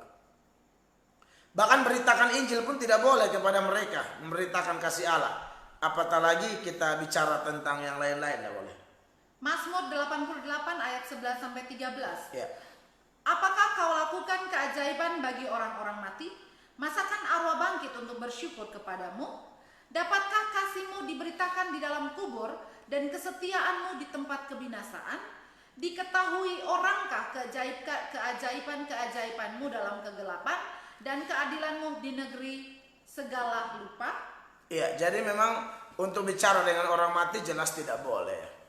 Memanggil orang mati itu tidak boleh. Yang berikut masalah orang mati langsung ke surga, kelihatannya iya ya. Kalau kita lihat dari apa yang Paulus katakan di dalam Filipi pasal 1 ya. Ayat 21 sampai 23. Filipi pasal 1 ayat yang ke-21 sampai 23. Iya. Karena bagiku hidup adalah Kristus dan mati adalah keuntungan. Iya. Tetapi jika aku harus hidup di dunia ini, itu berarti bagiku bekerja memberi buah. Iya. Jadi mana yang harus kupilih? Aku tidak tahu. Aku didesak dari dua pihak. Aku ingin pergi dan diam bersama-sama dengan Kristus. Itu memang jauh lebih baik. Iya, jadi lalu ingat ya, penjahat di sebelah Yesus itu Tuhan Yesus bilang, hari ini juga engkau bersama-sama dengan aku di Firdaus. Dan Yesus meninggal, Yesus bilang, ya Bapa, ke dalam tanganmu kuserahkan nyawaku, perkataan ke-7. Maka dia meninggal itu dia betul-betul ke sorga, langsung. Lalu Stefanus di dalam kisah pasal 7 itu, ayat 59 dan ayat 60, dia bilang, ya Bapa terimalah rohku. Artinya dia yakin bahwa dia meninggal langsung ke sorga. Kisah para Rasul 7 ayat yang ke-59 dan 60. Sedang mereka melemparnya, Stefanus berdoa katanya, ya Tuhan Yesus terimalah rohku. Iya. Sambil berlutut ia berseru dengan suara nyaring, Tuhan janganlah tanggungkan dosa ini kepada mereka. Dan dengan perkataan itu meninggallah ia. Iya, jadi memang saya yakin ya orang mati langsung ke sorga. Lazarus dan orang kaya itu saya sudah jelaskan, itu bukan perumpamaan biasa. Itu perumpamaan yang kalau singgung nama orang itu diambil dari kisah nyata. Jadi itu orang kaya langsung ke neraka, Lazarus langsung ke pangkuan Abraham, Bapa di sorga. Jadi saya pikir dari data-data itu jelas bahwa orang mati langsung masuk sorga. Bahkan ada yang juga langsung masuk neraka. Ya, Yuda 1 ayat 7 silakan. Supaya jelas ya. Yuda 1 ayat yang ke-7. Ya. Sama seperti Sodom dan Gomora dan kota-kota sekitarnya yang dengan cara yang sama melakukan percabulan dan mengejar kepuasan-kepuasan yang tidak wajar, Ya. telah menanggung siksaan api kekal sebagai peringatan kepada semua orang. Iya. Jadi saya pikir ini jelas ya. Bahkan dalam 2 Korintus pasal 5 ya ayat 8 bagian B. 2 Korintus pasal 5 ayat 8 bilang apa? Tetapi hati kami tabah dan terlebih suka kami beralih dari tubuh ini untuk menetap pada Tuhan. Garis bawahi kata untuk menetap pada Tuhan. Menetap pada Tuhan itu dari beberapa terjemahan saya temukan di sini. Dari New American Standard Bible dia mengatakan be at home with the Lord, to be at home with the Lord. Artinya ada di rumah bersama Tuhan. Dari NIV New International Version dia bilang at home with the Lord, di rumah bersama Tuhan. Dari terjemahan literal dia bilang to come home to the Lord, pulang ke rumah kepada Tuhan. Jadi orang meninggal itu langsung ke Tuhan. Makanya Paulus dalam 1 Tesalonika pasalnya yang keempat ayat 13-14 dia ingatkan kalau ada orang mati asal dia anak Tuhan, percaya Yesus, kita jangan takut karena dia dikumpulkan bersama Allah. 1 Tesalonika 4 ayat 13-14.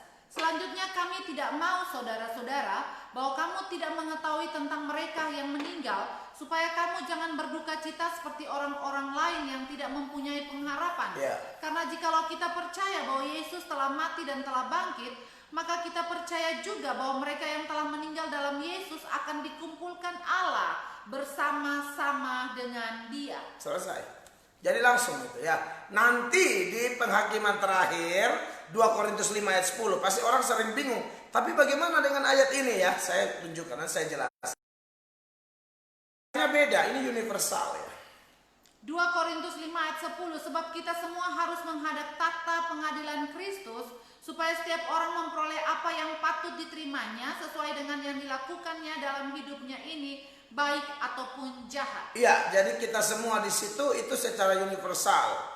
Jadi penghakiman Tuhan itu ada dua, ada yang pribadi, ada yang universal. Yang pribadi itu saat orang itu mati.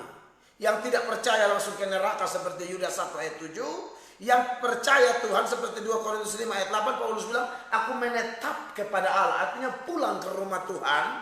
Nanti di 2 Korintus 5 ayat 10 ini semua dikumpulkan. Ini sidang secara universal untuk menyatakan keadilan Allah di depan semua manusia dan semua malaikat. Ya, nanti di situ yang mati di laut dikatakan oleh Wahyu, nanti tubuhnya dikembalikan. Paham? Kalau orang percaya ya digabung. Tapi kan kita tahu itu hanya bahasa Alkitab. Kan realnya sudah hancur itu tubuh. Orang di kuburan tulang aja hancur. Nah, berarti ada tubuh yang dipakai, dan tubuh itu dipakai untuk bangkit. Dan tubuh yang rahasia dan kehebatan Tuhan lah ya. Jadi yang tubuh kemuliaan, tapi yang disiksa. Jadi tidak merubah keputusan pada penghakiman pribadi. Neraka tetap neraka, surga tetap surga. Ini hanya pengumuman universal, ya. Begitu. Selanjutnya Alfred Antonius Tony. Ya. Saya dari ND, saya mau tanyakan mengenai hal memberi sedekah pada Matius 6 ayat 1 sampai 4. Betul. Di sana mengajarkan memberi sedekah yang salah dan benar. Betul. Di kehidupan sekarang ini kalau kita mau membantu orang yang membutuhkan, kita dibilang eksis. Dan apalagi kita melakukannya dalam suatu organisasi, baik itu pemuda gereja atau dalam kelompok kecil. Nah, itu pasti diketahui orang. Nah, ini bagaimana Pak Pendeta? Apakah masuk pada ayat 1 dan 2 atau bagaimana Pak Pendeta? Mohon penjelasan. Itu yang dipersoalkan di situ adalah motivasi ya. Bukan masalah kelihatan, tidak kelihatan. Contoh berdoa. Masa salah kalau kita doa di KKR? Tuhan Yesus sendiri pernah doa di umum. Baca tuh kasusnya Lazarus. Yesus doa di depan umum tuh. Lazarus. Yohanes pasal 11 ya. Coba ayat 41 42 Ibu Gembala. Supaya ini contoh ya, kan doa Yesus bilang harus masuk kamar. Lalu kenapa dalam ayat ini Yesus doa di umum? 41 42 coba. Ya, silakan. Maka mereka mengangkat batu itu, lalu Yesus menengadah ke atas dan berkata, Ini di depan orang. Bapa, aku mengucap syukur kepadamu karena engkau telah mendengarkan aku. Ya. Aku tahu bahwa engkau selalu mendengarkan aku, tetapi oleh karena orang banyak yang berdiri di sini mengelilingi aku mengatakannya, supaya mereka percaya bahwa engkaulah yang telah mengutus aku. Jadi Yesus doa ini mereka ada lihat saya di Tuhan, tunjukkan kehebatanmu. Bapa, engkau selalu mendengarkan. Ini di depan umum. Jadi masalahnya motivasi. Motivasinya apa? Kemuliaan Allah dinyatakan. Jadi memberi sedekah kalau dalam bentuk organisasi, lalu harus memberi dan memang harus ada foto tanda terima sebagai bukti apa ya, boleh dong. Yang salah tuh kalau kita pamer seolah-olah kita orang paling murah hati, ya salah. Tapi kalau kita merangsang orang lain untuk menabur, boleh dong. Boleh. Jadi ini masalah motivasi dan ini mesti banyak berdoa. Misalnya kalau Anda pemuda gereja, ya sudah kita berdoa dulu ya supaya motivasi kita lurus ya. Itu lebih keren. Jadi bukan masalah kelihatan tidak kelihatan, boleh kok. Ya namanya kasih orang lihat. Jangan pusing dengan omongan orang, asal motivasi kita benar. Next. Selanjutnya dari Kak Marta Lena. Kak Marta. Bagaimana cara menghadapi keluarga yang ikut aliran sesat? Iya, bagaimana mengikuti keluarga yang ikut aliran sesat. Yang pertama, doakan dan nasihati. Kalau doakan dan nasihati tapi dia tidak mau dengar, ini kan sudah kategori bidat ya. Dan kalau bidat seperti ini, ya kalau sudah 1-2 kali nasihat tak usah omong. Ini kayak buang mutiara di babi. Saya baca ya, Titus 3 ayat 10. Seorang bidat yang sudah 1-2 kali kau nasihati, hendaklah engkau jauhi. Itu caranya. Jadi nasihati, tulus, doakan. Tapi setelah menjauhi, Anda masih bisa tetap mendoakan dia. Ya, tapi kalau bilang pergi bujuk-bujuk, nggak usah. Ya, udah sesat begitu, jangan repot. Orang lain lebih perlu Anda. Biar keluarga pun, nggak peduli. Oke. Selanjutnya Franata Sitepu. Bagaimana orang gila untuk bertobat? Maksudnya bagaimana supaya orang gila bisa bertobat? Sementara mereka sudah hilang akal pikiran, bagaimana mereka mengakui dosa mereka? Iya, itu mesti mujizat ya. Nggak bisa kalau secara hitung-hitungan manusia kan sarafnya sudah bermasalah tuh, sudah nggak waras. Jadi saya pikir untuk tantang mereka bertobat, apalagi ayo kita berdoa bertobat. Pas kau tutup mata tuh dia hantam kau di sini. Makanya saya kalau doa orang gila, saya tidak mau tutup mata. Bahkan saya selalu siap kuda-kuda. Saya gini-gini dulu latihan ya. Jadi saya doa tapi saya siap kuda-kuda. Takutnya pukulan tiba-tiba gitu loh. Jadi kita kan masih ada nih ya, tangkisan-tangkisan adalah. Ya kan. Jangan terlalu polos lalu bilang ayo tutup mata. Pas tutup dia lompat injak terus. Orang gila tuh kan, apalagi yang sudah setan masuk kan tenaganya besar ya. Atau dia kunci kau gini baru dia bilang kau yang bertobat. Orang gila tuh di kalangan orang gila kita ini yang dianggap gila. Ya, itu yang bahaya. Makanya kalau Anda tanya orang gila bertobat, aduh itu harap mujizat aja deh. Dan kalau doa minta mujizat pun jangan polos lalu tutup mata rapat sekali, tidak bisa. Ya, justru itu mata Anda bisa biru karena pukulan-pukulan yang cepat dan tiba-tiba ya. Dianya tidak sembuh, Anda juga ke rumah sakit. Nah ini yang masalah ya. Jadi mendingan orang gila kita doakan aja deh, berharap. Kalau Anda kenal dan Anda mau berkorban, puasa buat dia gitu loh. Jangan Anda hanya berharap orang lain, bisa-bisa keluarga bertobat. Itu saya yakin bisa. Next. Selanjutnya Roma HB Ahan. HB, minta maaf kalau salah ya. Pak Pendeta, kenapa kalau kita masuk ke gereja karismatik dari Protestan harus dibaptis lagi? Padahal kalau dari karismatik masuk ke gereja Protestan sudah tidak dibaptis, sudah dibaptis tidak dibaptis lagi. Kenapa begitu?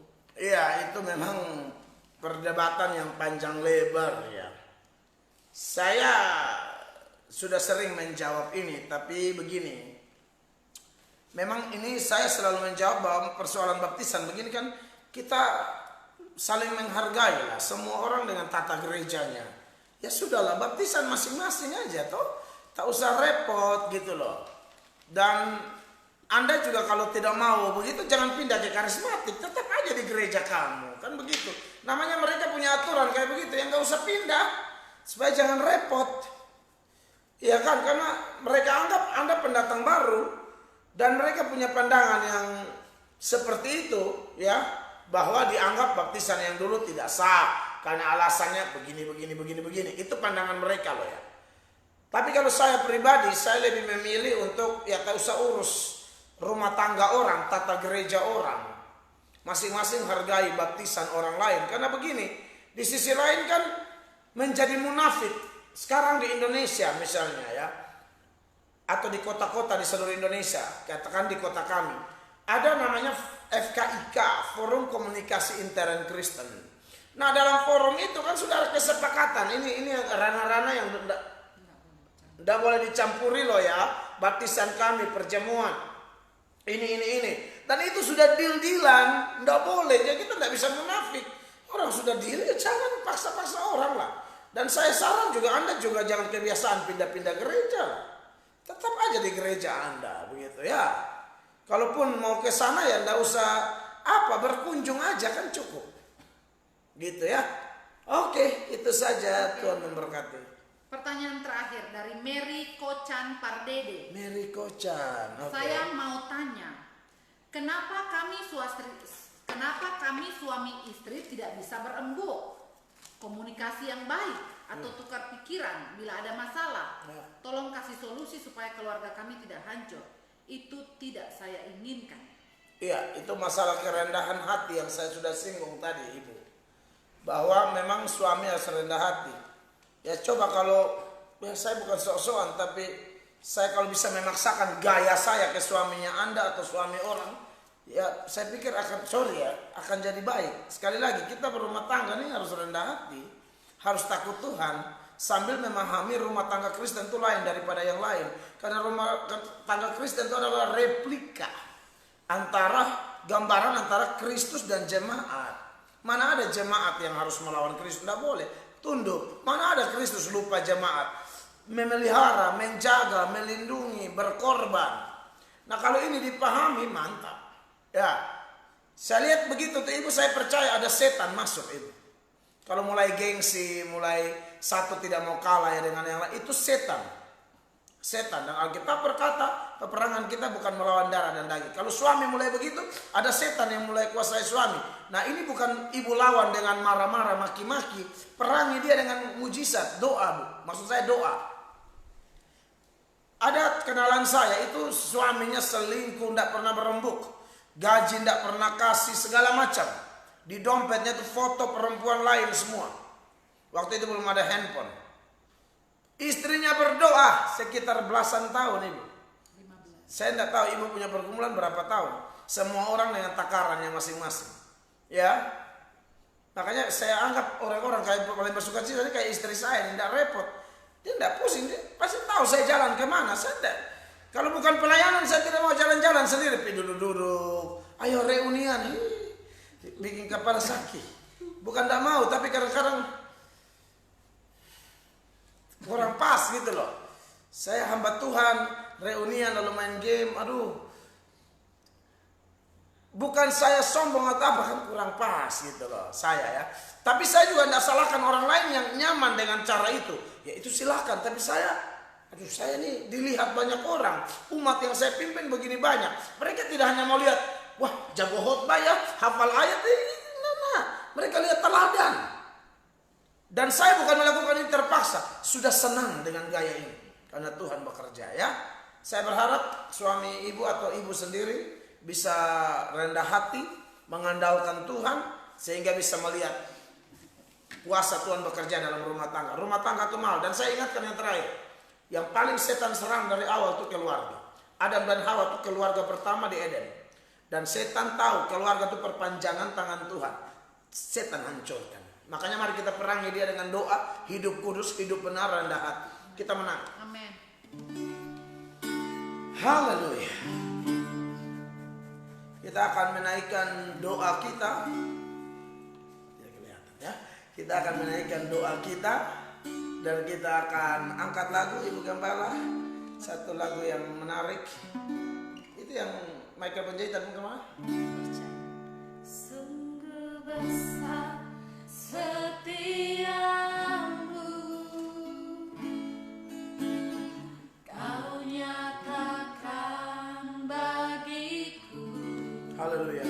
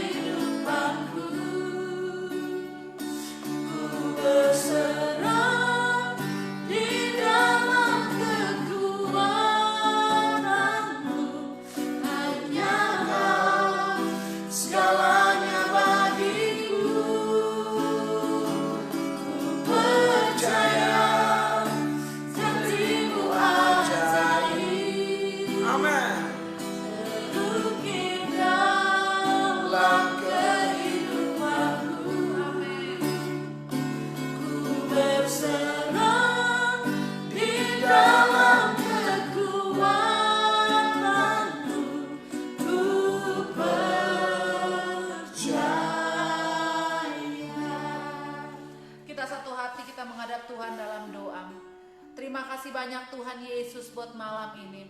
Kami bersyukur punya Engkau yang sangat baik. Engkau yang berjanji tidak pernah meninggalkan setiap kami bergumul sendiri. Kami berdoa buat Komike Pirasa yang mendoakan karena suami menceraikan dan kawin dengan yang lain, kemudian tipu-tipu hasil saya dan anak-anak. Tuhan Yesus, selamatkan suaminya Tuhan. Tolonglah ibu dan anak-anak ini, pelihara mereka Tuhan. Jaga lindungi mereka dengan kuasa-Mu. Magdalena Silano yang mendoakan agar bersama anak-anak dan cucu selalu sehat. Tuhan Yesus menjaga, Tuhan Yesus menaungi, Tuhan Yesus memberkati. Yang mendoakan suami supaya bisa mendapat pekerjaan. Tuhan Yesus, tolong anakmu. Kalau Bapa berkenan, beri pekerjaan yang benar, beri pekerjaan yang baik, pekerjaan yang mendatangkan sukacita dan untuk kemuliaan Tuhan. Yanti Rusa yang mendoakan supaya tahun ini bisa masuk kuliah. Tuhan Yesus, kalau Tuhan berkenan supaya tahun ini hamba-Mu bisa masuk kuliah, Tuhan cukupkan segala sesuatu. Tuhan tolonglah supaya dalam proses pendaftaran dan lain sebagainya Allah buka jalan Tuhan. Ida Serliana yang mendoakan anak supaya hidup dipimpin oleh Tuhan. Tuhan Yesus kuasai hati pikiran daripada anaknya Tuhan supaya hidup memuliakan Tuhan. Suwarno Aprianto yang mendoakan adik yang dengar hasil ujian. Tuhan Yesus, apapun hasilnya Tuhan Yesus, beri anakmu hati sukacita. Kalau Tuhan jawab, engkau dimuliakan. Engkau tidak jawab pun engkau tetap dimuliakan. Karena aku tahu Tuhan, engkau siap yang terbaik bagi anak-anak. Menurut engkau Tuhan, bukan menurut kami. Mudahan Laila yang mendoakan anak agar tetap setia kepada Tuhan. Bapa di sorga, tolonglah Bapa supaya anak ini hatinya terpaut kepada engkau, mencintai Tuhan dan benci dosa. Debbie Kore mendoakan pergumulan dalam rumah tangga. Tuhan Yesus, tolong rumah tangga ini Tuhan. Kuatkan, pulihkan, topanglah Tuhan supaya mereka teguh berdiri atas iman dan percaya yang besar dalam engkau. Nuriati mendoakan agar pernikahan dikabulkan. Tuhan Yesus, kalau Bapa berkenan, buka jalan supaya pernikahan boleh berjalan dengan baik Tuhan. Berkenan di hati Tuhan, nama Tuhan dipuji dan dipermuliakan. Nars Rida yang mendoakan agar anak saya cepat dapat kerja. Tuhan Yesus, tolong anak ini Tuhan, bahwa hatinya sungguh takut akan Tuhan, mengandalkan Tuhan dalam segala sesuatu, cari Tuhan dan kerajaannya, karena kami percaya segala sesuatu Tuhan pasti tambahkan, termasuk pekerjaan Tuhan. Ade Novita yang mendoakan untuk anak yang sedang menunggu lahiran anak keempat.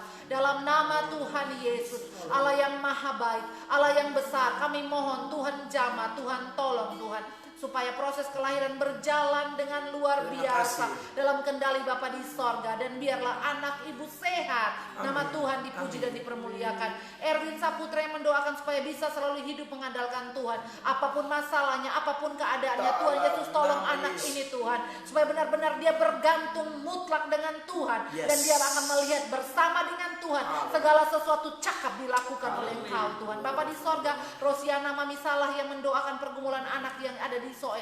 Tuhan Yesus, tolonglah, apapun pergumulannya kami tidak tahu, tapi yang pasti Tuhan tahu, dan kami percaya Tuhan sudah siapkan yang terbaik bagi anakmu Bapa. Remince Siburian yang mendoakan suami supaya datang pada Tuhan atau berubah. Dalam nama Tuhan Yesus, jamah hati suaminya Tuhan, ubahkanlah Tuhan supaya benar-benar mengandalkan Tuhan dalam hidupnya Bapa.